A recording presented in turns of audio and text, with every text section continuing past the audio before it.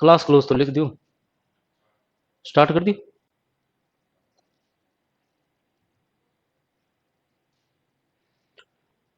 तो बच्चों, आज हम कक्षा 10 का जो ग्रामर का टॉपिक है इंग्लिश का टेंस, उसके बारे में विस्तार से पढ़ेंगे। तो देखिए,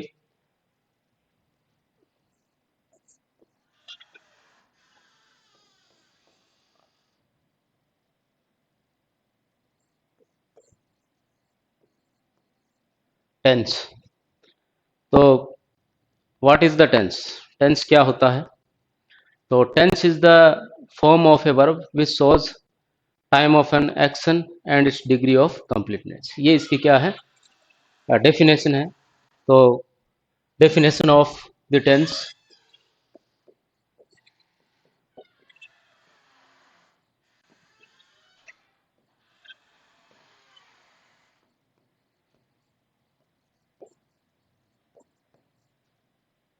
tense is the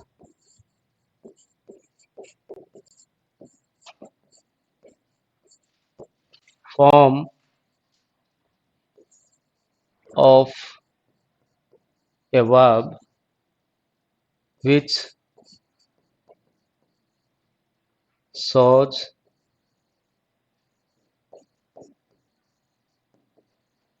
time of an action and its degree of completeness। तो एक बार हिंदी में देखेंगे कि भाई टेंस को क्या कहते हैं, उसकी क्या डेफिनेशन है, क्या परिभाषा है। तो tense is the form of a verb. यानी टेंस है वो क्रिया का एक रूप है जो which shows time of an action, जो किसी कार्य के समय को दर्शाता है, and its degree of completeness, और डिग्री की पूर्णता को भी बताता है।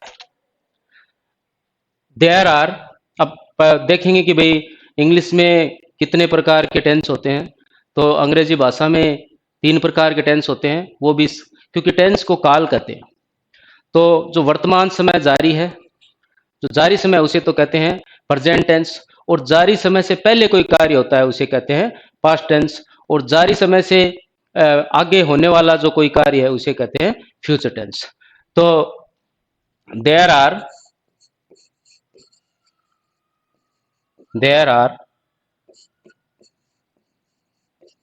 three types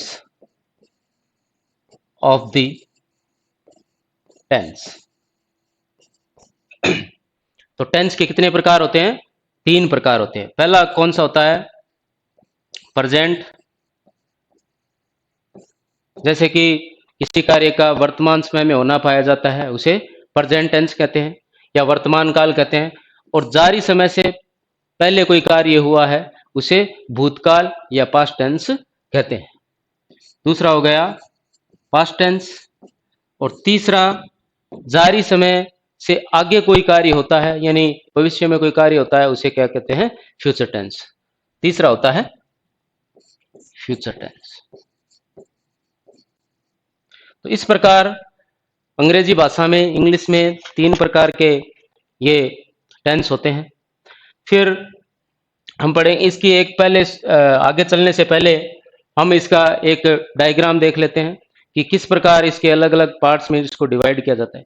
क्योंकि मुख्यतः तो टेंस के 3 ही प्रकार होते हैं, लेकिन इसको 4 उपभागों में या सब टाइप्स में डिवाइड किया कर दिया जाता है। तो मान लो जो मुख्य ये टेंस है उसके फिर मान लो 3 भाग डिवाइड, मुख्य रूप से 3 भागों में इसको डिवाइड किया कर दिया जाता है। तो वो 3 भाग कौन कौन से हैं? क्योंकि मुख्य रूप से हम इसको 3 भागों में विभाजित करते हैं। तो पहला कौन सा है? प्रेजेंट,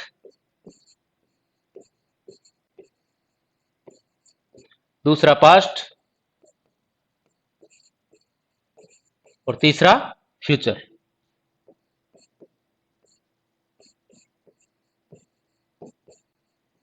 इस प्रकार हम इसको 3 भागों में विभाजित करते हैं। तो आप ये तो समझ गए तो इसको मुख्य रूप से 3 भागों में विभाजित किया गया है। पहला प्रेजेंट, दूसरा पास्ट और तीसरा फ्यूचर। फिर इनको सब इसके सब टाइप्स ऑफ और हो जाते हैं। वो कौन कौन से हैं? प्रेजेंट का प्रेजेंट इंडेफिनिट,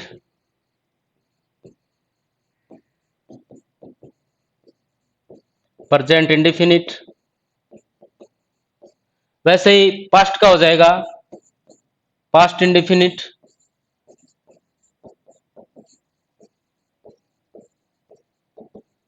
पास्ट इंडेफिनिट। और वैसे ही फ्यूचर का हो जाएगा फ्यूचर इंडेफिनिट, फ्यूचर इंडेफिनिट। तो इसके जो टाइप्स सब टाइप्स हैं वो याद करने मुश्किल नहीं है, क्योंकि यहाँ पे हमने सिर्फ नाम चेंज किया है, बाकी तीनों में इंडेफिनिट इंडेफिनिट आ रहा है। यहाँ पे प्रेजेंट इंडेफिनिट कर दिया, यहाँ पे पास्ट इंडेफिनिट कर दिया और यहाँ पे फ्यूचर इंडेफिनिट कर दिया। फिर इसके दूसरा प्रकार तीनों का कौन सा रहेगा? इसमें हो जाएगा दूसरा प्रेजेंट कंटिन्यूस, प्रेजेंट कंटिन्यूस। इसका दूसरा हो जाएगा पास्ट कंटिन्यूस,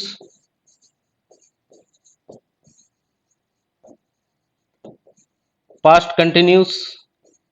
और इसका हो जाएगा फ्यूचर कंटिन्यूस, फ्यूचर कंटिन्यूस। इस प्रकार इसको तीन तीन दो दो भागों में विभाजित कर दिया हमने। अब हम इसका तीसरा प्रकार लिखेंगे, तीनों का सब प्रकार है। तो इसका हो जाएगा प्रेजेंट परफेक्ट, प्रेजेंट परफेक्ट। इसका हो जाएगा past perfect, past perfect, perfect. और इसका हो जाएगा फ्यूचर परफेक्ट। इसका कौन सा हो जाएगा? Future perfect, future perfect. अब ये हमने तीन तीन सब टाइप्स में इसको क्या कर दिया है? विभाजित कर दिया है। अब हम इसका चौथा जो सब टाइप्स है इन तीनों का वो लिखेंगे। चौथा इसका प्रेजेंट का तो हो जाएगा present perfect continuous, present perfect continuous. इसका चौथा हो जाएगा past perfect continuous.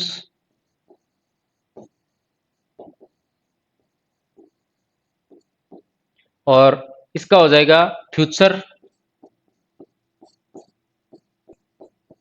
Future perfect continuous, continuous. इस प्रकार हम इसके अलग अलग भागों में, इसको चार अलग अलग भागों में सब टाइप्स में विभाजित कर दिया है। अब देखो, आप एक बार दोबारा देख लो कि जो टेंस होता है उसके मुख्य रूप से तीन ही प्रकार होते हैं, प्रेजेंट टेंस, पास्ट टेंस और फ्यूचर टेंस। ठीक है, फिर इसके सब टाइप्स होते हैं। तो पहला प्रेजेंट के सब टाइप्स कौन कौन से वो देख लो, जो चार अलग अलग भागों में इसको डिवाइड किया गया है। तो प्रेजेंट इंडेफिनिट, ये फिर present continuous, present perfect, present perfect continuous. फिर पास्ट को चार भागों में विभाजित किया गया है, past indefinite, past continuous, past perfect और पास्ट परफेक्ट कंटिन्यूस। और फिर फ्यूचर को चार अलग अलग भागों में विभाजित किया जाता है, future indefinite, future continuous, future perfect, future perfect continuous. इस प्रकार हमने इसको अलग अलग भागों में विभाजित किया है। अब हम विस्तार से पढ़ेंगे, लेकिन उससे पहले थोड़ा प्रोनाउन के बारे में जान लें कि भाई कौन कौन सा प्रोनाउन है वो कब आता है। और जैसे तीन प्रकार के प्रोनाउन होते हैं, पर्सन होते हैं, फर्स्ट पर्सन, सेकंड पर्सन और थर्ड पर्सन। और प्रोनाउन जैसे सब्जेक्टिव प्रोनाउन, पॉजेसिव प्रोनाउन और रिफ्लेक्सिव, ऑब्जेक्टिव प्रोनाउन और रिफ्लेक्सिव प्रोनाउन। तो उसका एक डायग्राम बना लेते हैं जिससे हमें ये समझने में आसानी हो जाएगी कि भाई फर्स्ट पर्सन कौन सा होता है, सेकंड पर्सन कौन सा होता है और थर्ड पर्सन कौन सा होता है। तो प्रोनाउन के बारे में जानेंगे पहले। उसका एक डायग्राम बनाएंगे।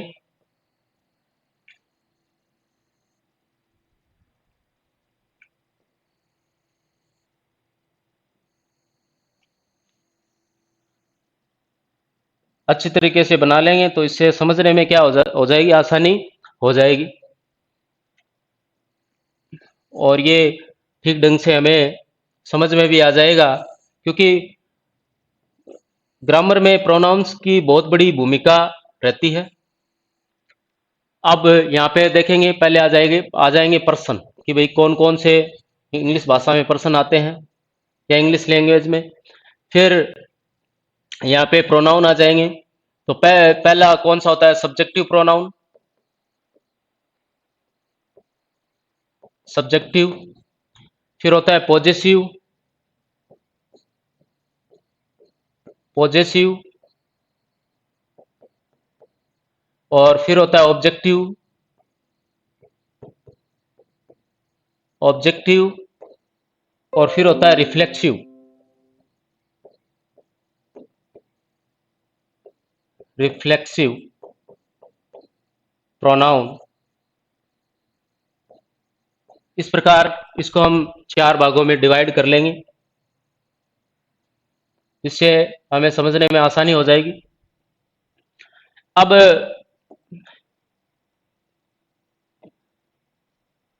देखते हैं हम कि कौन सा फर्स्ट पर्सन है, कौन सा सेकंड पर्सन है और कौन सा थर्ड पर्सन है।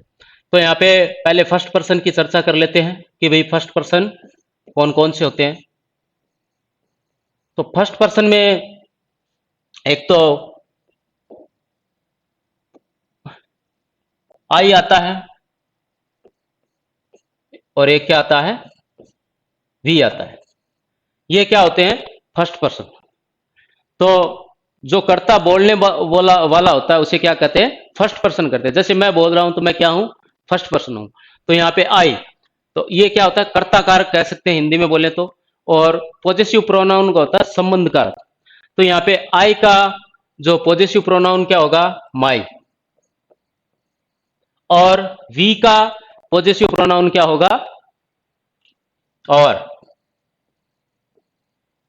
और आई का ऑब्जेक्टिव प्रोनाउन क्या होगा, मी। और वी का ऑब्जेक्टिव प्रोनाउन होगा अस। पहले हम इस साइड वाले देख लेते हैं, रिफ्लेक्सिव प्रोनाउन है वो बाद में, चलो साथ में ही देख लेते हैं। तो यहां पे क्या हो जाएगा, reflexive pronoun my self. My self, ठीक है। अब क्योंकि ये क्या है, सिंगुलर है, अब ये वी है वो प्लुरल है, तो इसका हो जाएगा और सेल्व्स।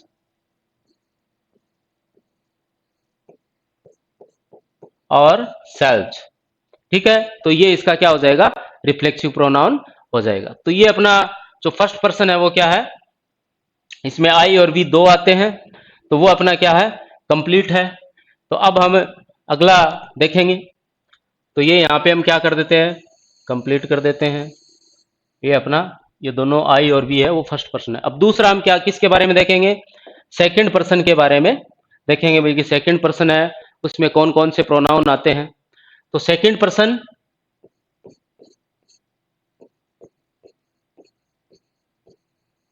सेकंड पर्सन में सिर्फ आपको पता है कि यू ही आता है। यू है वो कौन से पर्सन में आता है, सेकंड पर्सन में आता है।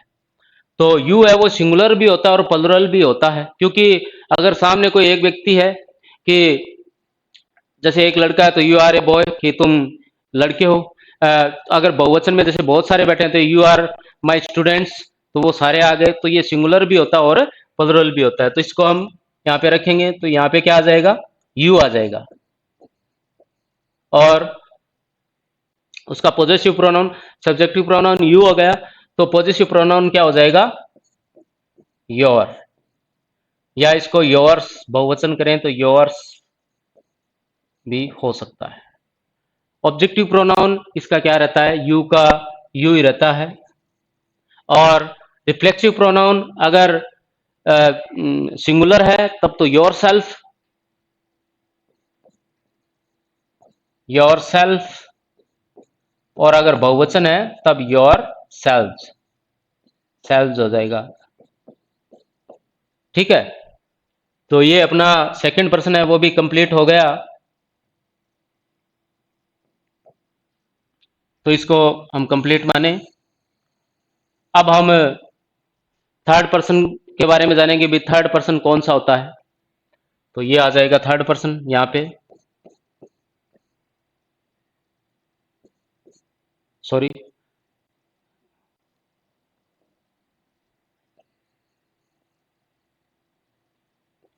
थर्ड पर्सन के बारे में देखेंगे।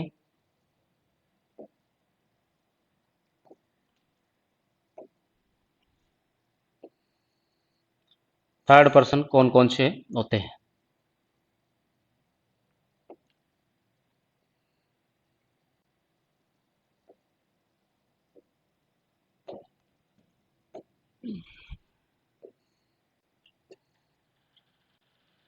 थर्ड पर्सन में ये सेकंड है,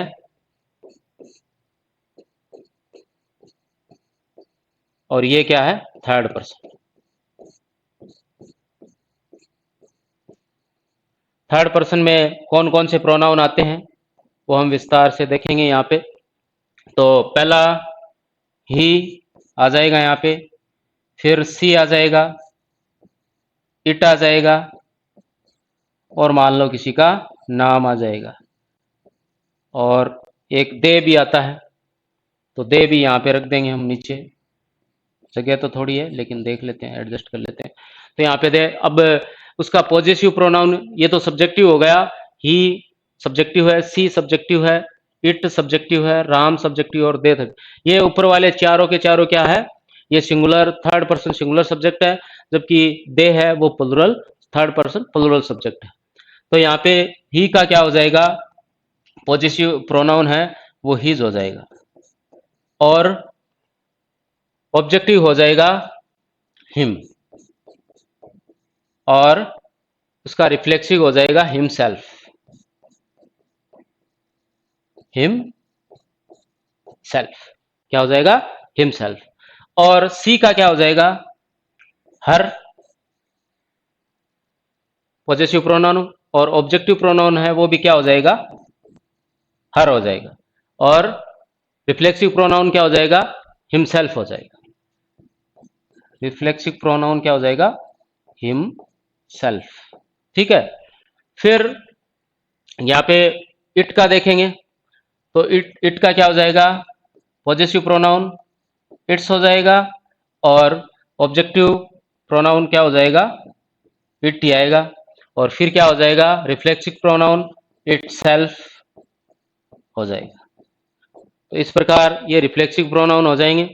फिर राम का क्या हो जाएगा, राम्स, एपोस्ट्रोफी लगा देंगे, और यहाँ पे राम, ठीक है, और राम स्वयं, अगर राम ही सेल्फ ही आएगा यहाँ पे अगर राम है तो। और यहाँ पे दे का क्या हो जाएगा, देयर, पॉजिटिव प्रोनाउन, और ऑब्जेक्टिव प्रोनाउन देम, और रिफ्लेक्सिव प्रोनाउन क्योंकि ये बहुवचन है प्लुरल्स है तो देम सेल्व्स हो जाएगा, देम सेल्व्स। इस प्रकार ये प्रोनाउंस की एक हमने चार्ट बनाया या सारणी बनाई। तो पर्सन की कौन कौन से पर्सन आते हैं, तो ये फर्स्ट पर्सन हो गया, आई और वी ये सब्जेक्टिव प्रोनाउन है।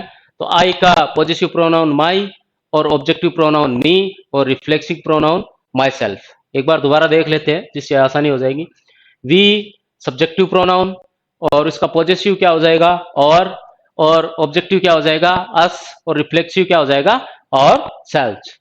फिर अगला सेकंड पर्सन में यू एक ही आता है जो मैंने आपको पहले भी बताया था। तो यू का अगर सिंगुलर है तब तो योर आ जाएगा, और प्लूरल है तब योर्स आ जाएगा, और ऑब्जेक्टिव यू ही आएगा। और रिफ्लेक्सिव प्रोनाउन अगर सिंगुलर है तो योर सेल्फ, और प्लूरल है तो योर सेल्व्स आ जाएगा। ठीक है। और फिर थर्ड पर्सन देखेंगे तो ही का पॉजिटिव प्रोनाउन हिज हो जाएगा, और ऑब्जेक्टिव प्रोनाउन हिम हो जाएगा, और रिफ्लेक्सिव प्रोनाउन हिमसेल्फ हो जाएगा। और सी है तो सी का पॉजिटिव प्रोनाउन हर हो जाएगा, ऑब्जेक्टिव प्रोनाउन भी क्या रहेगा, हर रहेगा, और रिफ्लेक्सिव प्रोनाउन क्या हो जाएगा, हिमसेल्फ हो जाएगा। फिर अगला इट है तो इट का क्या हो जाएगा, पॉजिटिव प्रोनाउन इट्स हो जाएगा, और ऑब्जेक्टिव प्रोनाउन क्या हो जाएगा, इट ही रहेगा। जो सब्जेक्टिव है वो भी वही ऑब्जेक्टिव रहेगा, और रिफ्लेक्सिव प्रोनाउन क्या हो जाएगा, इटसेल्फ हो जाएगा। फिर अगला जो अगर कोई व्यक्ति का नाम है तो राम, और पॉजिटिव करे तो राम्स, और ऑब्जेक्टिव करे तो राम, और अगर वो रिफ्लेक्सिव करे तो हिमसेल्फ ही रहेगा। और अगर थर्ड पर्सन बहुवचन प्लुरल है तो दे का क्या हो जाएगा, पॉजिटिव देर हो जाएगा, और ऑब्जेक्टिव क्या हो जाएगा, देम हो जाएगा, और रिफ्लेक्सिव क्या हो जाएगा, देम सेल्व हो जाएगा। तो मैं आशा करता हूं कि आप ये जो चार्ट हमने बनाया है वो आपने अपनी कॉपी में लिख लिया होगा, जिससे हम आसानी से इसको आगे पढ़ने में हमें आसानी होगी। जैसे कि हम यहाँ पे टेंस पढ़ रहे हैं, तो बाद में हम जैसे मान लो वॉइस करेंगे या नरेशंस करेंगे तो उसमें वो आसानी हो जाएगी हमें। तो अब मैं इसको आगे चलते हैं, आगे चलते हैं। अब हम विस्तार से पढ़ेंगे। तो हमारा जो टोटल अगर सब टाइप्स करें तो इसमें टोटल 12